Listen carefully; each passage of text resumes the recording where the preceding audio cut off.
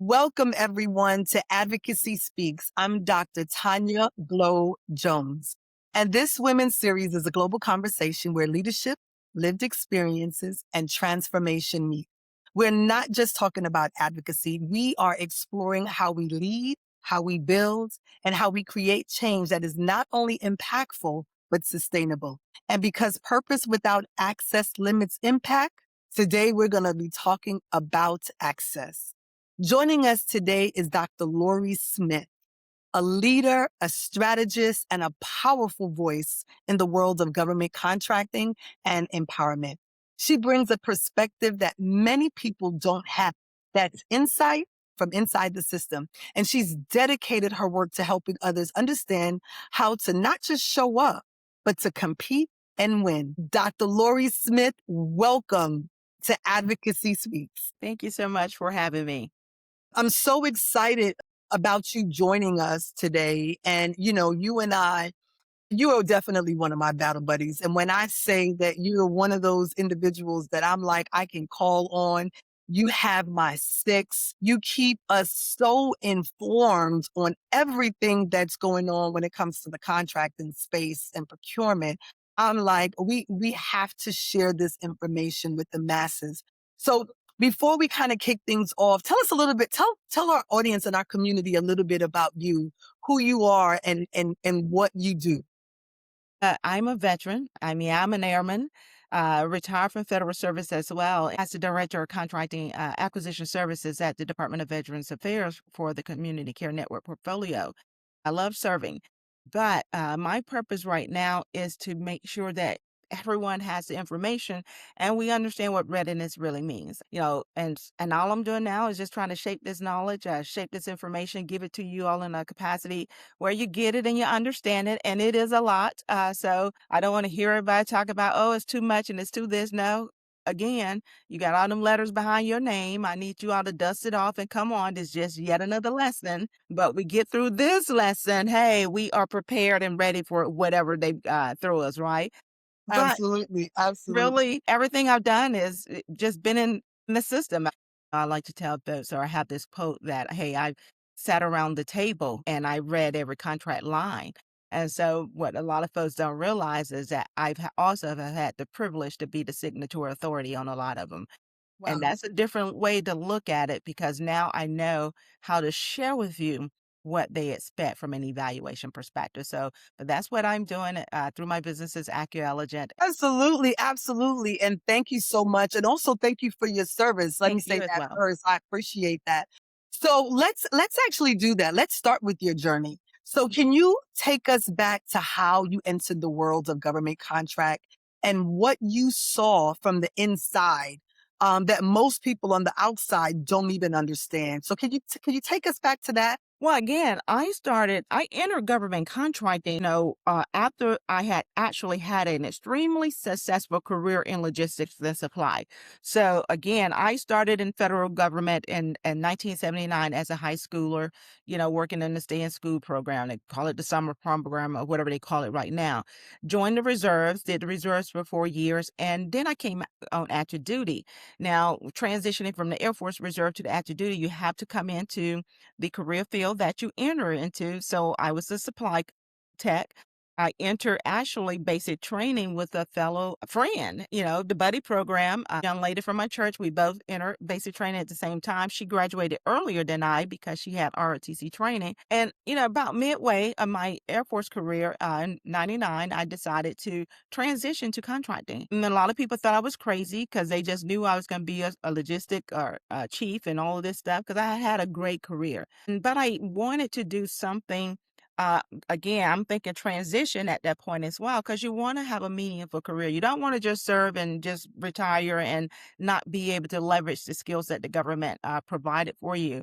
And so that's what I did. So as I have honed my skill and my craft, in government contracting, as I developed, as I moved, as I observed, the things I saw is these massive misconceptions that a lot of women, as well as other folks as well, but this is a show about women, right?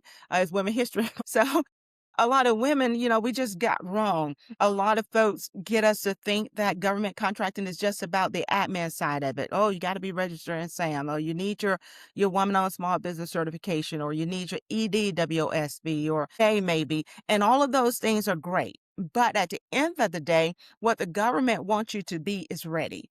And a lot of times we are not sharing with small businesses, hey, get ready for the weight of the contract. And so, as I sat across the table from women and other small businesses, it was a recurring theme. You won this contract because someone else advocated and told you, go get the contract. But no one prepared you for the weight of the contract. And the government has its own culture, and you need to be able to carry the weight of the contract. And you say, okay, Miss Lori, what's the weight of the contract? The weight of the contract is governance. The weight of the contract is preparedness. And, that's why even with my podcast, GovCon Clarity with Dr. Lori Smith, this first series I called the Readiness Gap. And I call it the Readiness Gap because what I need folks to do is just to stop for a moment and pause, and let's identify the gaps in our operation that we just need to patch up. It won't be everything. It's not a test to say, oh, you're not doing well. No, I'm just identifying things. Because when you submit that proposal, what I'm looking at as a contracting officer and or an evaluator is how are you responding to what we've asked for? So from a technical capacity, are you sound? Can you do this job? Do you understand what I'm asking? From a responsibility or past performance perspective, have you done this work before? And if you have, how well did you do it? What was the outcome? What was the impact? What do they say about you? From a pricing perspective, government is going to look at pricing, but at the end of the day, what they're doing is to determine, regardless of how they evaluate pricing, at the end of the day, they're making a decision as to whether or not your price is fair and reasonable. But if you ain't learned how to price your services or your skills, you pulling stuff off the internet, all you're doing is just throwing me numbers and you're buying a burden you can't take. And they're going to look at your management. Are you organized? Do you have a system in place? Who are your key people? And those are the things that we do not routinely hear folks advocate for, but they advocate for, hey, go win the contract. Because you hear, oh, I want a multi-million-dollar contract. I want a multi-billion-dollar contract. Well, you need to know what they're going to get for profit or what they negotiated for profit. But guess what? If you weren't prepared for the weight of that contract, what you won't even get is what you thought you were going to get from profit. And so what I try to do is help people understand, hey, let's get past the misconception. Do I need to have registrations? Do I need to be certified? Absolutely. But guess what? That's a door. Right. If you are not prepared to carry the weight of a contract, you will not get access to the room. And that's what people have to realize. There are doors everywhere. The system is built to include you. But if you're not prepared to walk through the door, you will not have a seat at that table. And that's the bottom line. Absolutely. Absolutely. That is so impactful. When you're on the other side of the table and you're as a former contracting officer, you're seeing this. You're seeing some of the hurdles and some of the things that people are doing incorrect. And now that you're on the other side of the table, sort of to speak, you're able to have a better perspective. And, you've got that bird's eye view. You can kind of see all of this and you're now able to share it with folks. People come up and they may ask you questions and now you have your own organization. So especially because this is Women's History Month, as you shared, what was the pivotal moment for you that made you realize that this is the thing that you needed to do, that you needed to share this knowledge with others, especially share this information with women entrepreneurs? Again, it was the thing that made me realize, okay, girl, this is what you're supposed to be out here doing. Yes, again, it's the reoccurring seat at the table, or the guest at the table, I would say. And it's like when you see the same pattern coming up over and over again, you wonder who is not advising people to be better once they get here. As it's, who's not letting folks know that the win is not even the win is not the win. Completion, successful performance, that becomes the win. So when I sat on the government side of the table, I watched this pattern, and it really just repeated itself. You got brilliant, mission-driven people, that were minority-owned businesses, or they were doing extraordinary work, but no one had told them how to articulate what they were doing, first of all, into procurement language. Second of all, they didn't understand that, passion is one thing, but you're not, how do you produce outcomes? And so what I wanted to make sure was happening is that as people came to the table, or if government contractor or any kind of contract, and I think that's something else that I try to reiterate to people, anything we do becomes an aspect of discipline, right? It becomes a learned behavior. So when we're mindful that any interaction, any kind of contractual agreement I have, whether it's commercial, whether it with consumers, whomever, there is an established give and take. There are some rules of engagements, and there's some expectations. I am going to expect the quality of whatever product or service you're offering to be great, and I'm going to give you my money, so that transaction is going to take place. In government contracting, we get a little bit heavier on clauses and terms and conditions, and they are intended to protect the other business, and I hope folks understand that.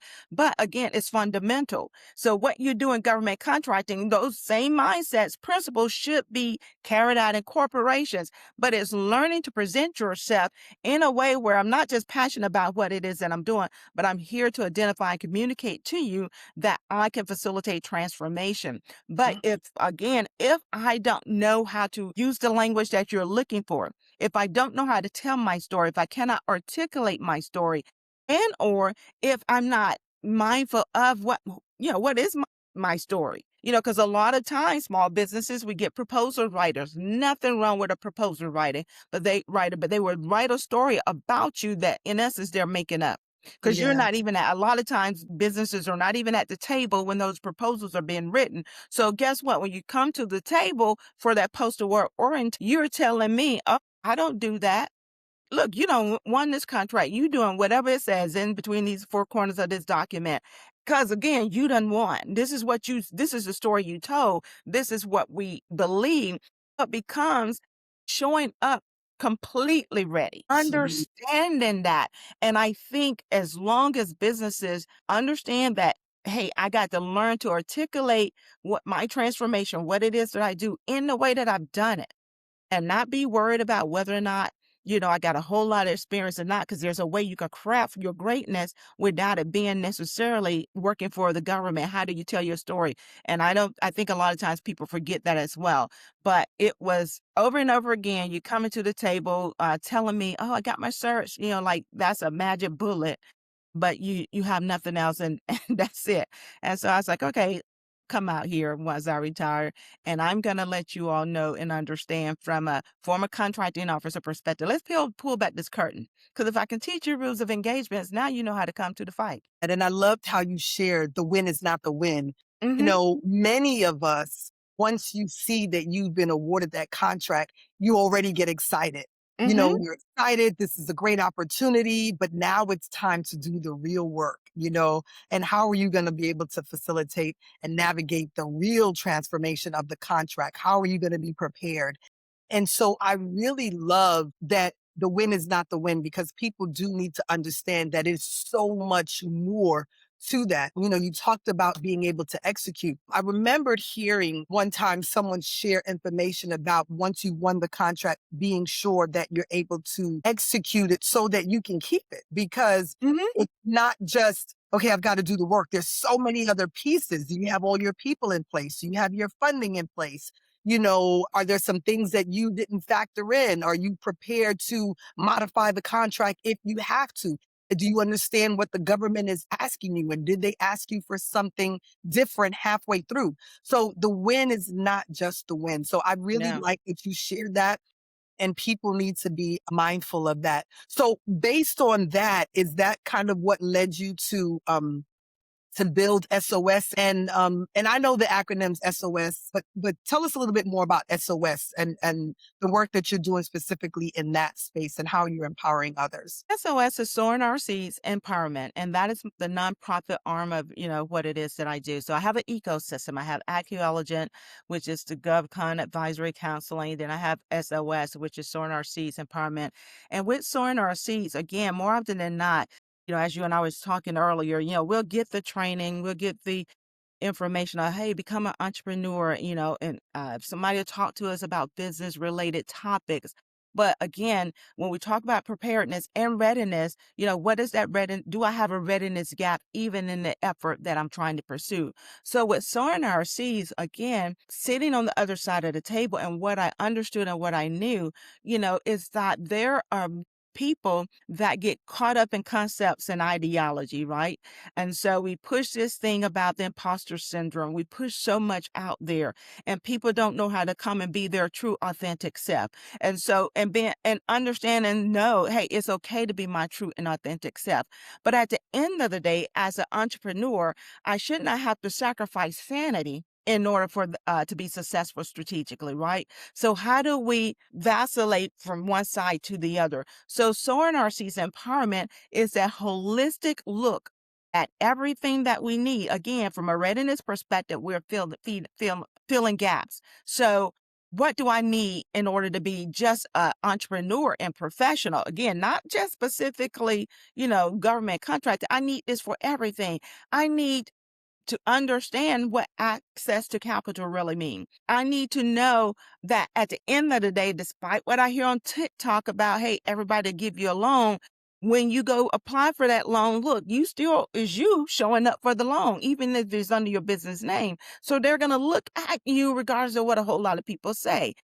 So how are you showing? And so I want to make sure that you are showing up whole. So Mm. we work on understanding financial readiness and being financially prepared. What does that also now translate to from a GovCon financial planning component? So we're going to give you that basic fundamental information that you need, or you need to just verify that you already have. And I may just need to add this to it. And then two, we touch on the mental health and mental wellness of a person. So whether it's physical through, Ayurvedic training, yoga, guided meditation, or we're talking mental clarity, mental awareness, encouragement, motivational. I'm still looking forward to hearing your leading while bleeding, presentation. But again, we talk about those things because guess what? That's a safe space. Women need to know that, hey, you are human. So in being human, here are all of these things that we need in order to shore us up. And again, it's about life. There's nothing new under the sun. There's a whole lot of us has experienced some things, so let us share. So I just integrate the holistic look of who we should be as people as well as professionals. And you may need more hugging, or come on here and get You hugged. gonna I'm a need a little bit business of hug. professional, but look here, girl, I need it to have other adult people that I can talk to and interact with that is not going to put my business out or I feel safe. We heard that at the conferences that we have, but then strategically, hey, I'm an expert in this area here. So my expertise is not degraded because I may need a shoulder to lean on. And so Absolutely. we learn how to balance with the balance idea not being that it's going to always be scales up or scale down or side by side. Where's this circle? Let me create a circle because one day I may need more, more business strategy energy than I need, to feel good. So let me Absolutely. pull. So I'm gonna pull over. I'm still connected with my feel good side because I'm shored up. And then the next, I may need to come over here and feel good. My well is empty. How do I do that? And so that is what, in essence, to try to give people an idea, is what sowing our seeds is about. It's like we are planting seeds. So we're sowing seeds with that hope that they're going to take root and bear fruit. And the fruit is whatever you have need of. The fruit won't necessarily be, oh, I won a contract. No, honey, you could have got clarity about your direction, what I need to do. And that helped me get my home in order. Husband, we are able to communicate, articulate. I know how to better manage these kids. I know what I need for me. That's taking root. That is fruit being bare. And it's understanding what that looks like holistically, because it's not always a business related achievement or a win. And that is what we do at Soaring Our Seeds. So Well, I love that as well. Thank you so much for sharing that because as entrepreneurs, especially if you're solopreneurs, your clients and everyone that you support, the communities that you support, they need your whole self to show up in order for you Yes. to be able to perform that task. And if you just, if you're not up to it, if you're not feeling it, if you're dealing with mental health or family or you've got multiple different tasks going on at the same time, it's a struggle, and Hmm. any whether you're a woman entrepreneur or just an entrepreneur, period, we all go through these Yeah. things. So being able to be in an environment where you're able to safely, holistically share, Yes. I'm here for it and I love it. So thank you so much for sharing information about that. Now let's go back a little bit because you mentioned earlier in the conversation about the certifications, right? So Hmm. let's get to the nitty-gritty of the truth about contracting, especially when it comes to the sort of because there's so many perceptions that, like you shared, once you got your cert, you're ready to go. But that's just not the reality. So what do you feel has been some of the biggest struggles that businesses have when they win government contracts, especially when it comes to the certifications? And what are some of those misconceptions? Well, again, I think the biggest misconception about the certification lies in the fact that someone is selling the idea that, hey, go get sam.gov register. Yeah, you got to do that. Get your woman-owned small business, get your 8A, get all of these things, and then contracts are going to fall out of the sky. No, that is not how it happened. Are the certifications an important component? Yes, even with all of the changes. Any certification you are eligible for,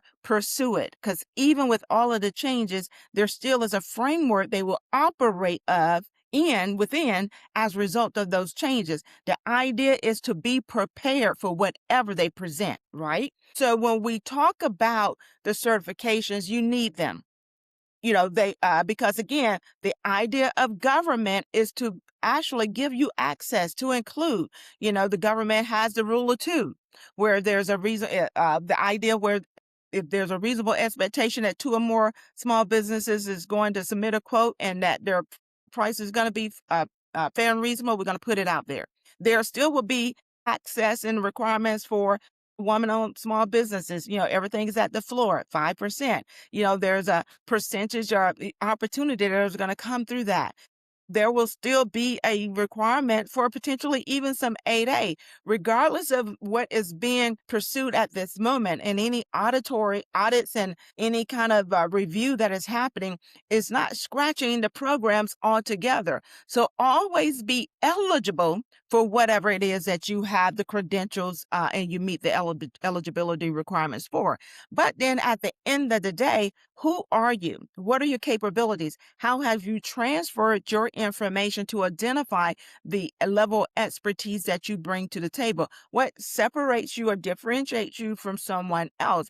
So aside from the certifications, which are still prudent, which is I still encourage everyone to make sure that they're certified in their appropriate areas that they desire to be.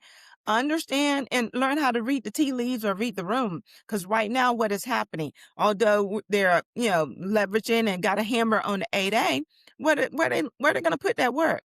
Over there in that service disabled veteran owned small business or that VOSB, over there in that little woman owned small business category, there's going to be some places for that work to fall out into. So am I prepared for that? And at the end of the day, it'll go into the small business pool. You still just need to be prepared for whatever the set aside is. Be prepared to offer an appropriate response. And even if you're leveraging AI, let that be your story that you're still telling. So do you feel that agencies, when they're reviewing the proposals, are noticing like over and over again that there are key elements that the small businesses that are, or big businesses for that matter, that are responding to these RFPs and RFIs are missing? Like what would you say is the one over and over thing that we just don't seem to be getting? Like what are people missing? Well, I think it's not so much so as there's one thing that they're missing altogether or one thing in particular.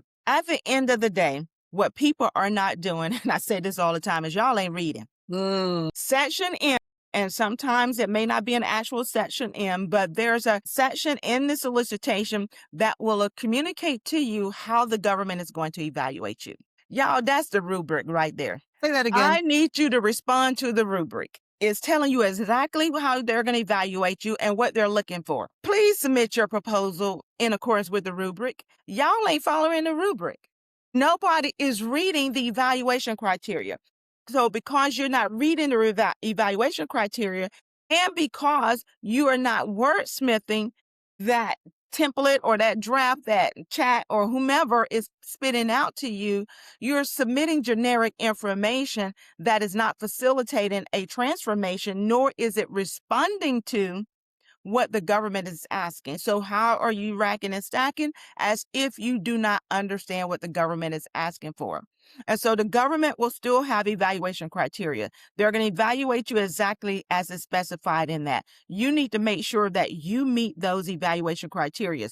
And if there's an area as it relates to those evaluation criteria, you know that you are weak in, find a partner, a real partner. Put it in black and white. You all establish those relationships so that they're legitimate, and the people are not preparing properly for these proposals and the requests for proposals. And so when they win a contract or they don't get a contract, some would want to protest. Some may not understand. Well, why didn't I win? You already know why you didn't win. Why you didn't pay attention to the rubric. The rubric is simple. And so I think if people read the evaluation criteria more thoroughly, to truly make sure they understand exactly what the government was asking for and understand how they were going to be rated and evaluated, they would do much better. And of course, making sure from a pricing perspective, you understand what it costs you to do business. What are your costs of goods sold? What are the costs of your services you're rendering? And being mindful that you're looking at costs holistically. It's not just, hey, I went to Google, because that's what you hear. They're saying, oh, I just went to pick the price on Google and I won. Okay, well, you pick somebody else's price on Google. You don't know what they factored into that, but it's obvious you didn't factor in G&A, no other kind of overhead, no other indirect costs. If it's people, did you factor in fringe benefits? What state are you in? It's so much. And guess what? It's a lot that you need to understand and know. But once you put your system in place, once you establish, oh, that's a gap I need to fill, then, hey, I got it.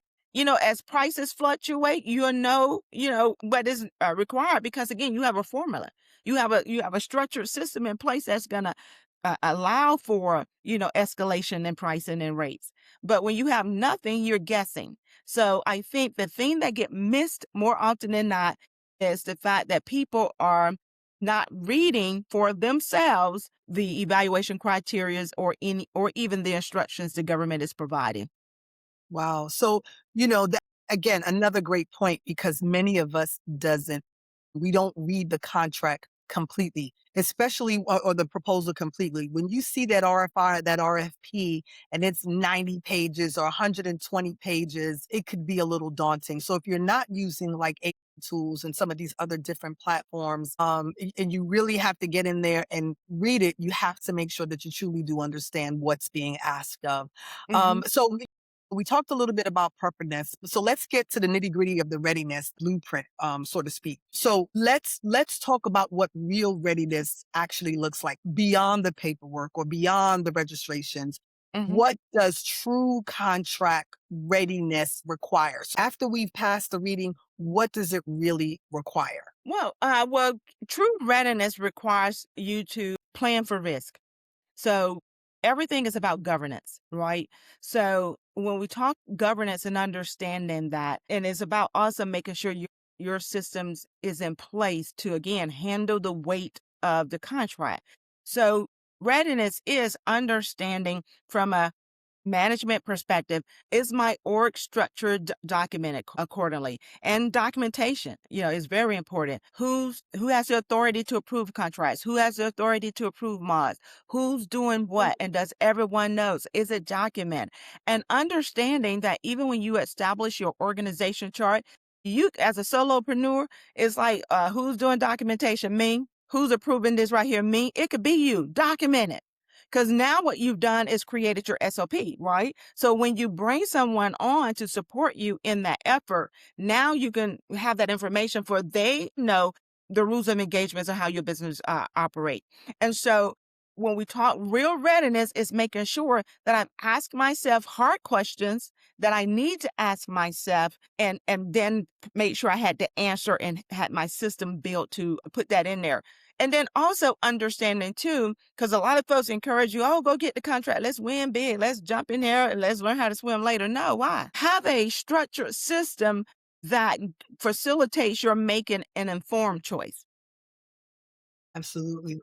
Bid, no bid, very simple variables. Have it set up where I'm going to ask myself, hey, can I do this here? What time are they asking? What's the capacity that they're wanting? Do I have the funding? Because that too, we have to understand if I'm entering into a government contract, man, I may not be paid for 90 days after contract award because I get on board, I got to get somebody in there before I can even submit my first invoice. Can you hold the weight of that contract? Can you carry that? If you are not able to do everything, do you have some great team partners you can team with, and or have you looked at a mentor protege or any type of joint venture program that you can sign up for, and that you find someone that, hey, I want to mentor you. We'll bring you up underneath our wings and I will help you. Because see, those are great ways that you can also acquire past performance. And then understanding, hey, at the end of the day, let me start small. It's okay to start small. It's okay to start slow. We may start slow,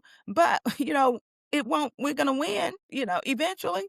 So, and it's okay. But everybody want to jump in for that big contract, arbitrarily assuming all that money is going to them. Or no, it's not. Because you still got to produce what you promised in the four corners of that document. And so when we talk about readiness, is making sure our systems in place, I'm organized, I understand, what my procedures are, what kind of quality control plan do you have in place? And after seeing, all of the audits and all of the review of these various programs, now we understand the significance of that, making sure that my documentation is in order. From a finance accounting perspective, what system do I have in place that captures and facilitate my one, being able to price prospectively, but also to be able to aggregate costs across each of the contracts properly. What tool do I have in place?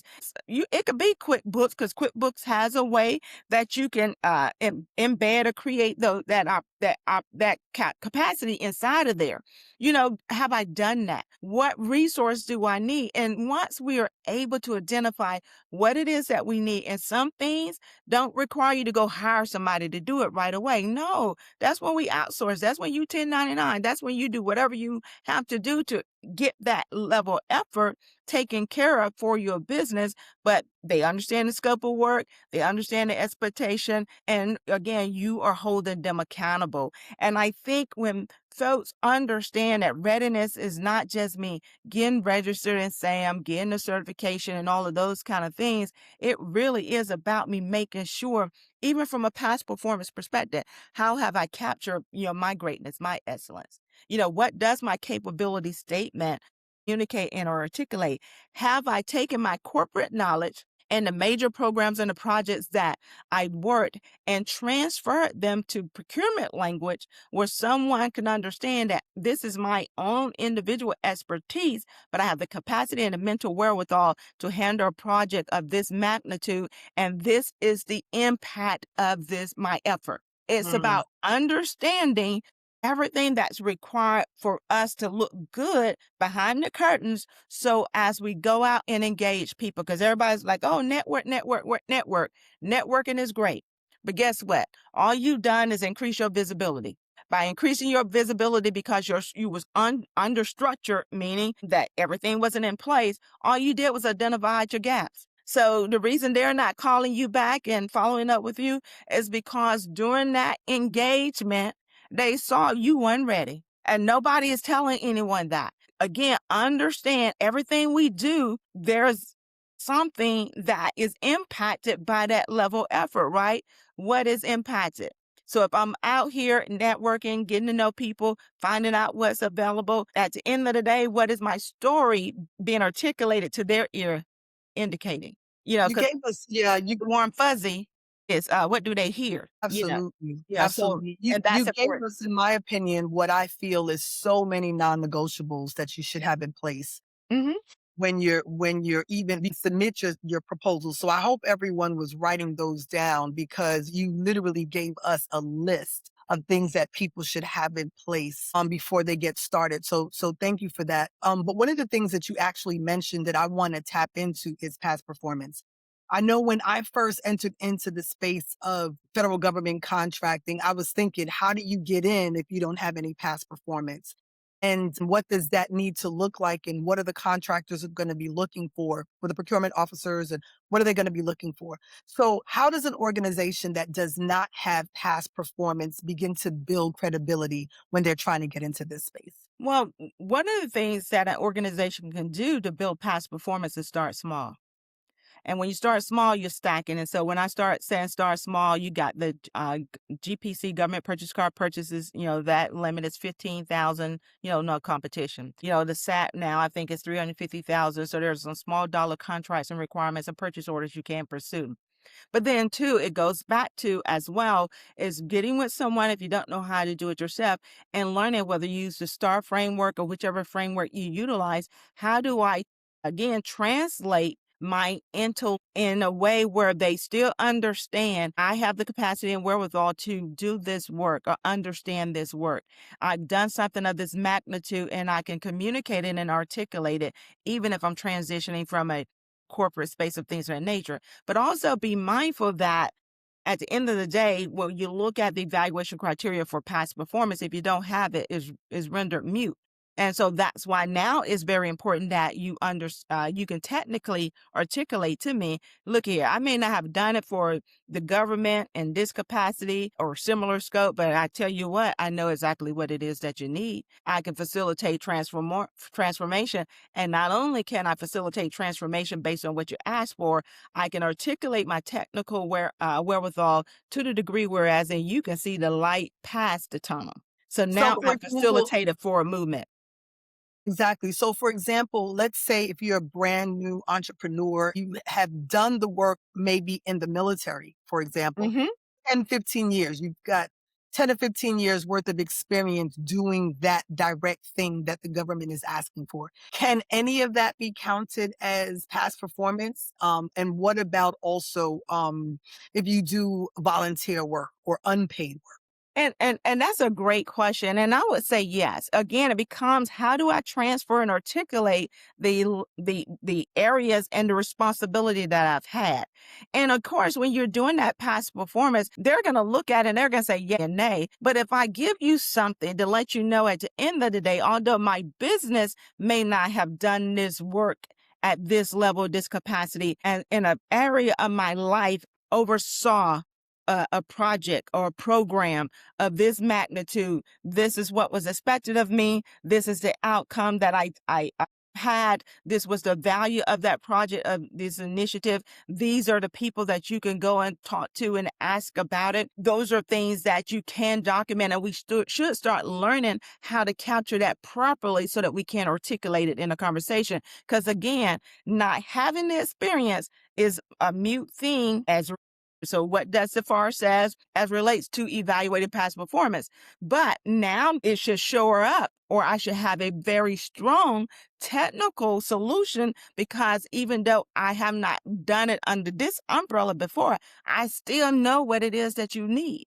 I'm still, so sometimes at the end of the day, you could potential, and it has happened, a technically sound, strong proposal will still get selected, even though the past performance may be neutral, because that's the rating you'll get when it's not the same. It's going to be neutral, but it could be overwritten by strong technical and management evaluations criteria being articulated in the solicitation. As it relates to volunteer work, I think that's one of the biggest things that people really, do what you call a miscarriage of justice when we don't capture that.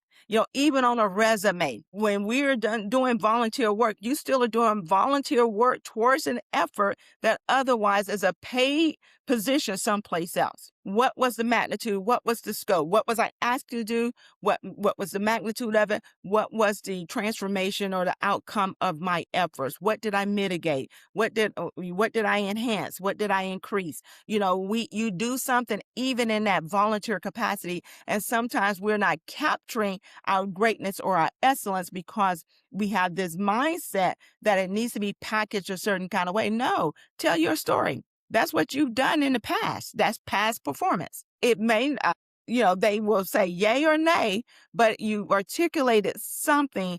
And again, it should show up in how you respond on that technical and managerial side of that evaluation criteria.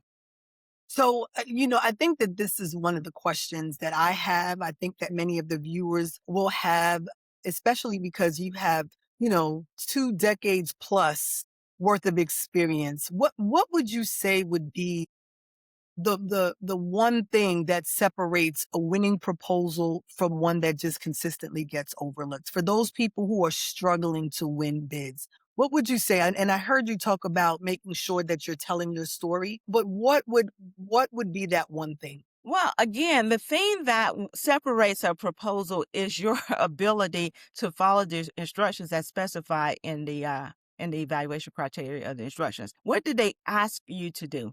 And so, and you don't have to be the biggest company, because I've seen small businesses win contracts in a full and open capacity against large businesses. They were able to articulate their ability to provide the response and or the transformation that the government needed and or desired.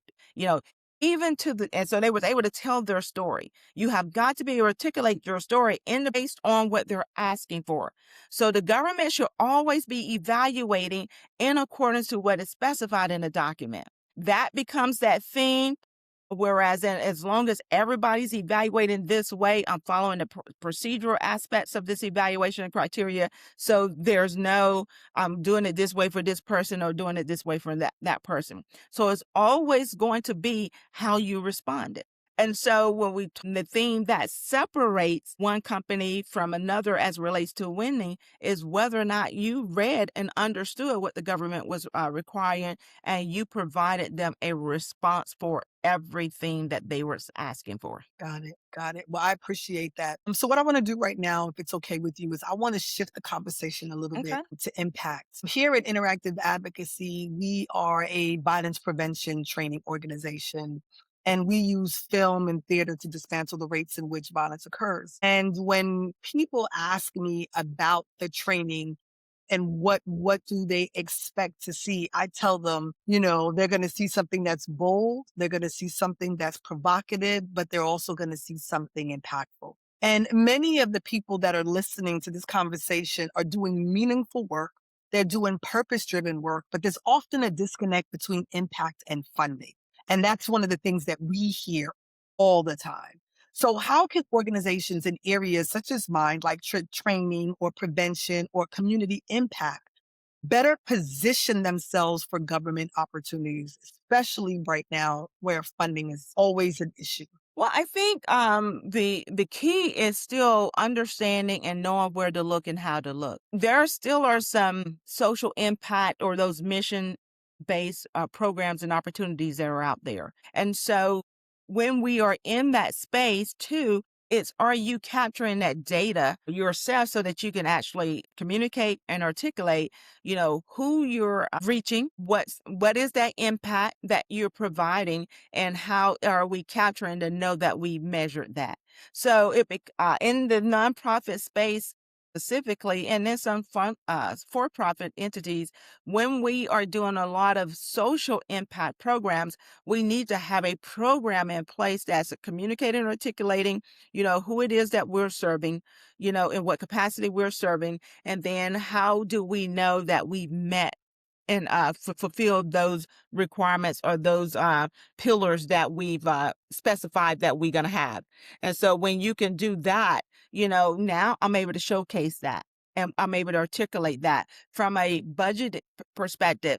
What's the cost of your program? Understanding what it is that it's going to cost me to run this program, what funding and all those things are going to be allocated. Because what funders want to do is be able to identify that you understand what it takes in order for you to render your program and be otherwise successful. They also want to be able to identify is that the target group that you are indicating that you are trying to reach is in alignment with their organization. I often tell people, every government agency or office may not be the doorbell you need to be ringing for an opportunity, right? So am I even pursuing efforts and opportunities with or to the right organization? Go out and identify, because there still are some opportunities on grants.gov. There are ways that you can leverage AI smartly. Have AI, do a scrape. Identify to you what grants and funding opportunities are out there. Learn what those opportunities are, and then go look at, because a lot of them will have winning proposals out there for your review. What did that proposal for that grant look like in order for that person to win? What do mine stuff look like? And everything is about still preparedness. Whether I'm doing being readiness gap, is it for government funding, or am I for profit or nonprofit? I still need to be structured soundly. What is expected of me? Do I have a board in place? What are the rules of engagements? We always got to operate clean. If you're operating clean, if you're structured properly, you know your story, know what it is that you're out here trying to do, know who you're impacting, being able to articulate and identify, the value of what it is that you offer, and you got that feedback. I have that data. This is the number of people we serve. These are the testimonials. We got to collect the information. And once you're able to show people that my program is a legitimate program doing wonderful and legitimate things, they won't have a problem funding. But sometimes we want something without any kind of work or level or effort.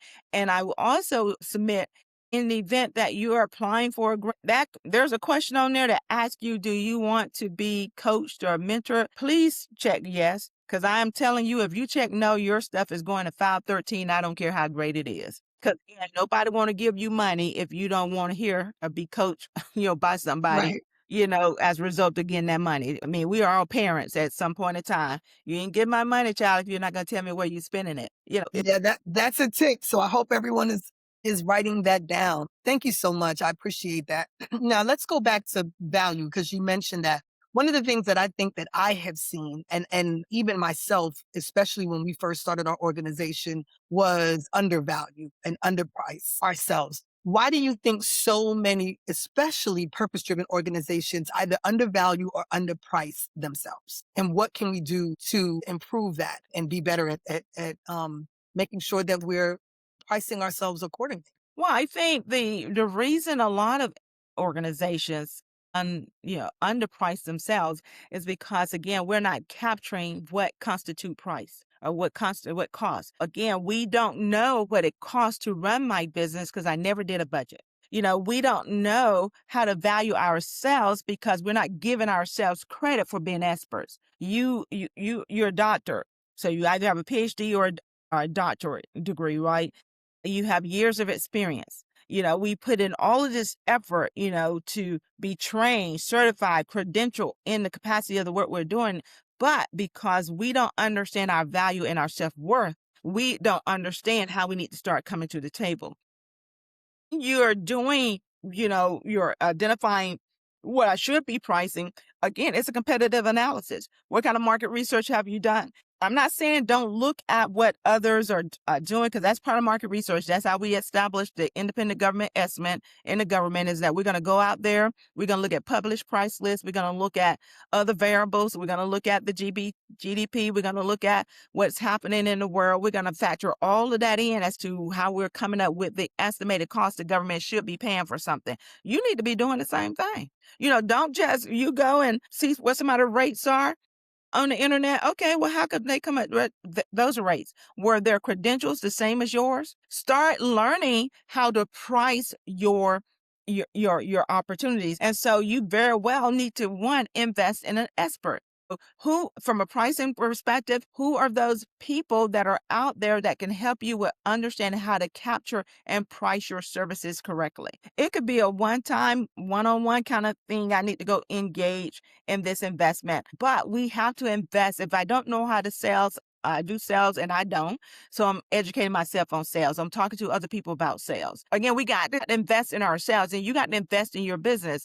If you don't know the answer, where's the expert that knows this area and how can they help you? But we have got to do the work. As far too often, again, we're told, I want to be in business. I'm an entrepreneur. I'm going to start my nonprofit. And all we're doing is copying somebody else's stuff. What's authentic about you?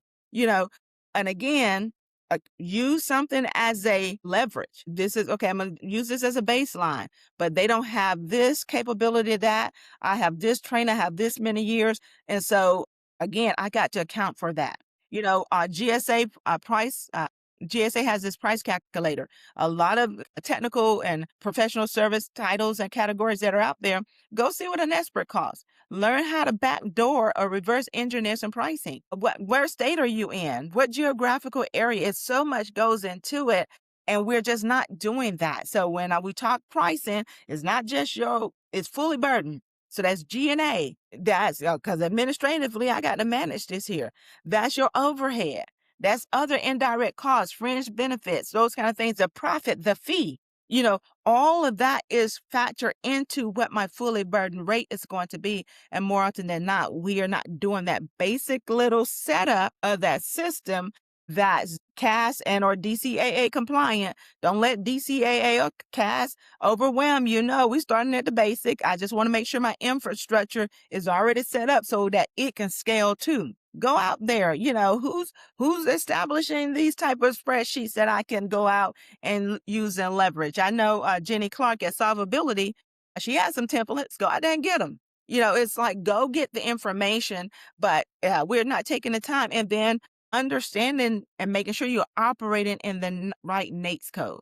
So it takes doing that, just peeling back that curtain and making sure that I'm doing this right and that I am charging a comparable rate for my level of effort, my service, my expertise that's commensurate with everything that I done paid to get me to this point to be called an expert or a thought leader. Awesome. Awesome. Great information. Great information. What do you see? We talked about getting into government procurement. We talked about readiness and making sure that you're telling your story and that you are ready to execute the contract. But what would you say about the future?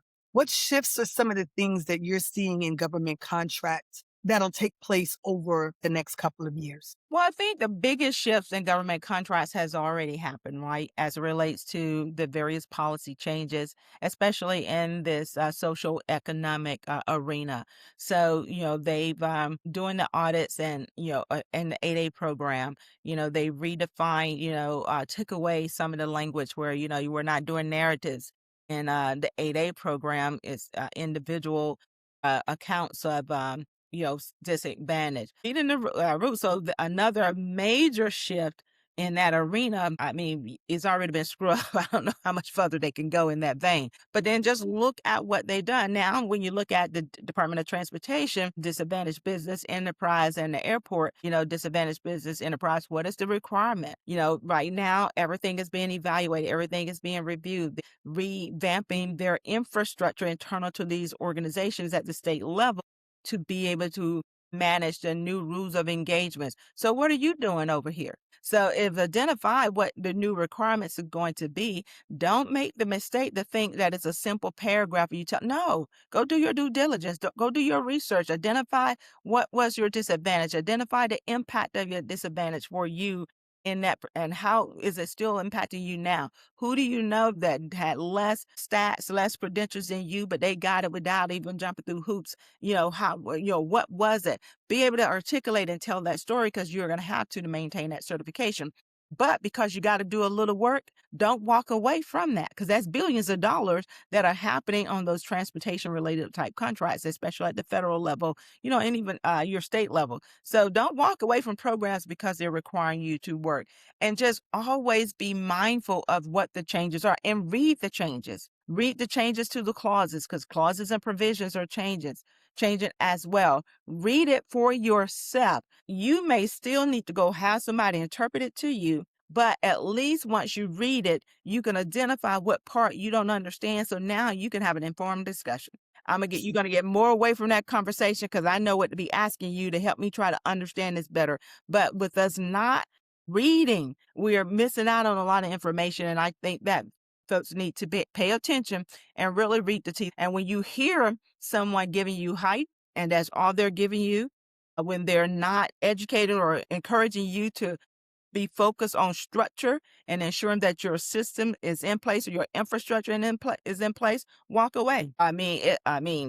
Sales, are meant to convince you to buy. That's why Meta them just lost that lawsuit, right? Because you fooling people. You got me out here becoming addicted.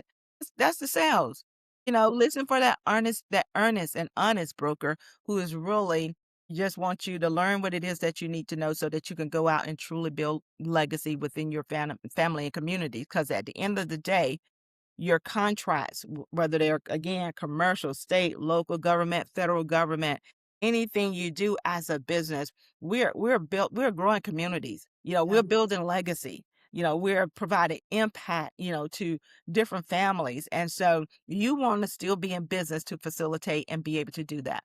Thank you so much. And especially right now when we're on the heels of Women's History Month, how can women specifically, we talk about minority-owned businesses, veteran-owned businesses, but women-owned business, how can they better position themselves so that they're just not participating, but they're really leading when it comes to entrepreneurship and going after these type of opportunities? Well, again, women will position themselves just as everyone else will, right? And women also be mindful, because with all the changes, and it's always been a requirement, but man, especially if you're looking to do federal government or woman, they are really going to be looking for that 51% level of effort from us. We have got to really start showing up and being who we actually are.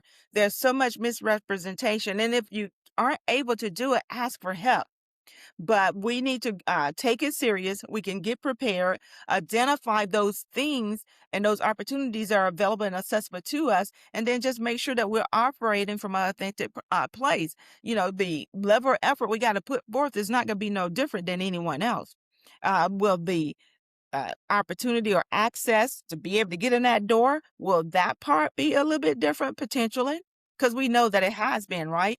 But the fact that it's going to be difficult don't mean that we shouldn't be prepared. So we still need to go out, be prepared, because at the end of the day, I often tell folks, eventually in time, they will realize that there are only women in line. You're going to have to select one of us.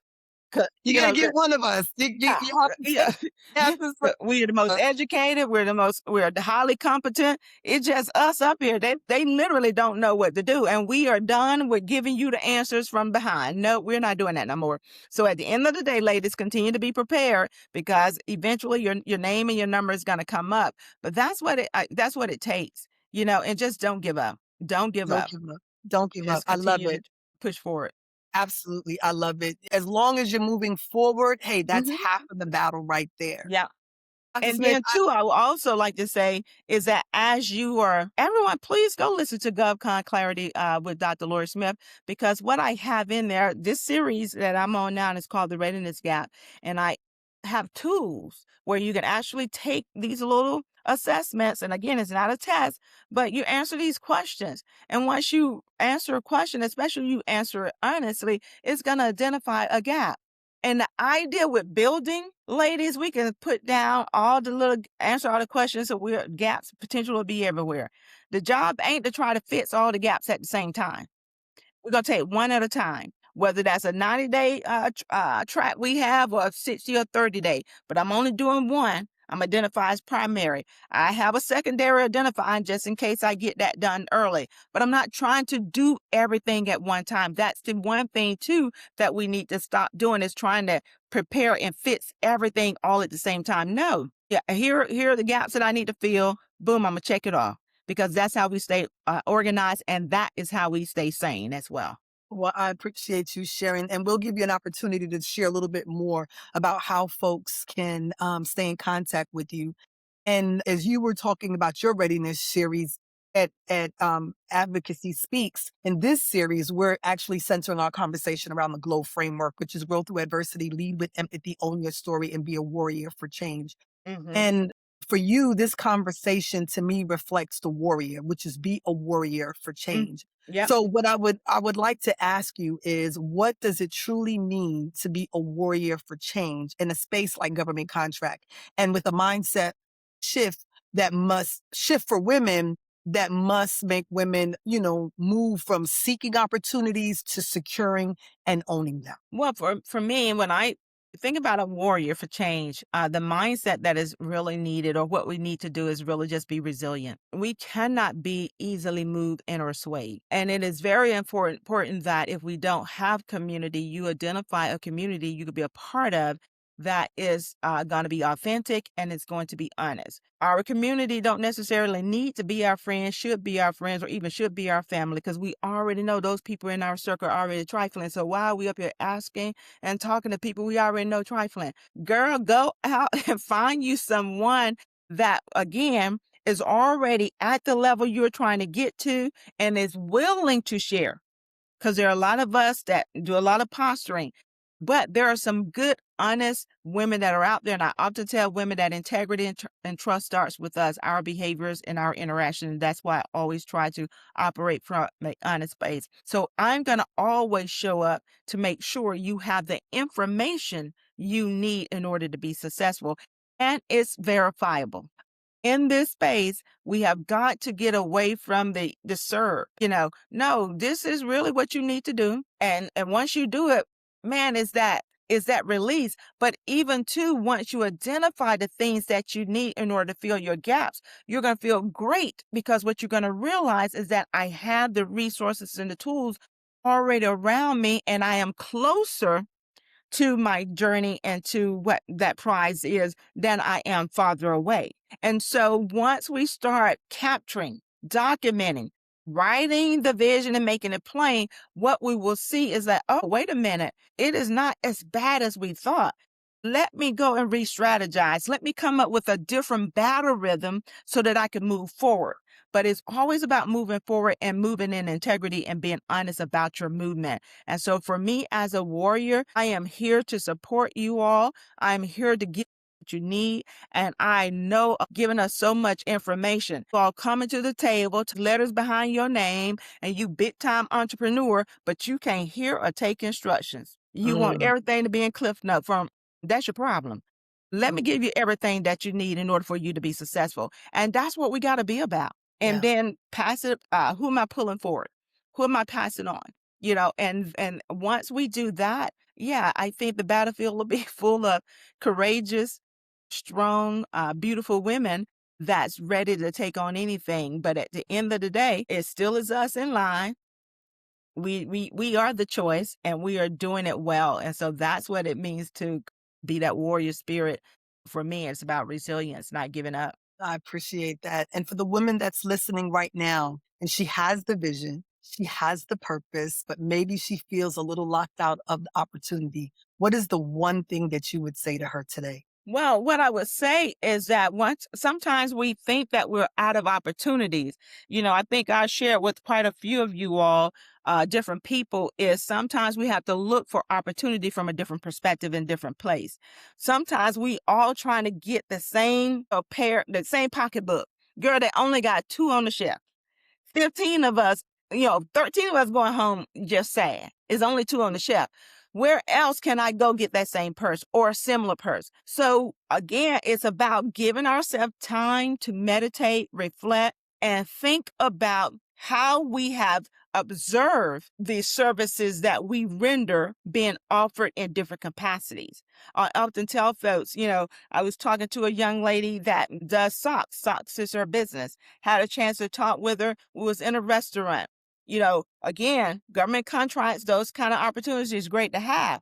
But sweetie, we sitting up here in this restaurant, these people on their feet all day long. That's a different place for you to think about selling them socks. Right. So it becomes our programs, our mission related programs, even at your state and local level. Again, a lot of federal dollars was pushed down. What is happening in our local communities? We're not checking because there's a lot of money in our local communities. But somebody done told us to go big or go home and swing for this federal. No, there are other nonprofit organizations or mission impact or social impact programs and organizations in our communities. They need subcontractors because they ain't reaching everybody. Hey, submit a proposal to them.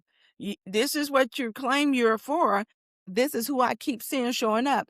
I can get you this group of people over here. What say ye? We're starting out establishing relationships from a different perspective. So it's about having a brainstorming session with ourselves. And the question becomes, who all have need of what it is that I have to offer? And I just love start it. listing. I'm listing. I'm listing. And once you finish that, you're like, oh my goodness, I got all of these places down. Then we're going to take them and then we're going to start, okay, let me go through. What do they have need of? How can I serve them? It becomes so much different when we start looking for opportunities in places other people are ignoring. Mm. And I that's think how that's the key. yeah, and that becomes everybody want to show up and go to, oh, I'm going, it's popular over here. No, that's too many people sitting there. This crowd, that's trouble. Let me go over here where nobody else is showing up because that's Absolutely. where you're going to have real impact over there. Go to the communities go to that are not otherwise being served because there are some communities that are not otherwise being served. And you may have to start out in a capacity where, hey, I'm trying to get my foot in the door. I'm not going to serve. I charge you maybe full price or this right here. What kind of pilot can I start? It becomes understanding how you have to get out there and get known and be able to live with that. And for some of us, for me, I would say, I've done 3-4 years of bartering or just sharing information. Yeah, now I'm getting ready to charge all of y'all. But none but I can do that, right? Right. That may not be everybody's testimony. But again, what's your plan? Write it down and stop sharing what it is God done gave you to do to everybody. Because y'all know all saints, saints, saints. Goodness. Well, So, yeah. you're sharing so much great information and you're really talking about positioning. And I want to position, all of the individuals that are checking us out and watching this. I want to set them up for success by making sure that we share all the information where they can find you. So if you don't mind, will you share your contact information, your website, your social media, LinkedIn handle? We'll make sure that we'll give everyone access to it as well. But just share that with us and we'll make sure that we keep folks engaged with you. Well, definitely we'll send that information to you. Again, you all can find me on LinkedIn. Look, Lori Smith or Archaeologist. I'm out there on LinkedIn. And also on Facebook is Archaeologist, federal government contracting consultant coach, the purple Archaeologist logo. Facebook also have a community. Soaring Our Seas Empowerment has a Facebook group out there. And so I'm very easy to find, and you'll see me. You'll notice me. I got gray curly hair on my profile pictures. I'm not gonna say I'm the only one with gray curly hair, but I'm the only Lori Smith out there. And so you can always say, "Hey, girl, this is the same Lori Smith?" And of course, like you, I do have my own podcast, Go Con Clarity with Dr. Lori Smith. It's on Buzzsprout, Apple, Spotify, and all of those, as well as on my YouTube TV channel. You can find it out there as well. But yeah, I'm easy to find, I think, out there, and I'm gonna be a bit more visible. But I do appreciate your, sharing your platform, giving me this opportunity to share information. I'm just responding completely off script, so prayerfully and hopefully I responded in a way that answered the different questions that people had. But I'm excited to be here, and I'm so proud of you. So Thank you. congratulations, on the launch of this podcast. It is a wonderful thing. And it is so appropriate that you're doing it in the month of March, which is Women History Month. So kudos to you. And, I love you with the love of the Lord. And I'm always here for you in any way, shape, or form that I can help you along your journey. So thank you. No, and thank you, Dr. Smith, for your leadership and your clarity, and of course, your commitment to helping others to access wherever it is possible, whenever it is possible. Again, as I said in the beginning of the conversation, you always have my six. You are my battle buddy and my sister in arms. And so I truly do appreciate it. And this conversation actually reminds us that the purpose alone is not enough. Hmm. Whether we're talking about preparation, positioning, and strategy, they're all what we turn vision, into reality. Hmm. At Interactive Advocacy, we believe change doesn't just happen by chance. It truly does happen through voice, through action, as well as leadership. And so, again, thank you so much for being a part of this conversation. And Hmm. thank you all for tuning in and stay tuned to more Advocacy Speaks. Until next time. Bye bye.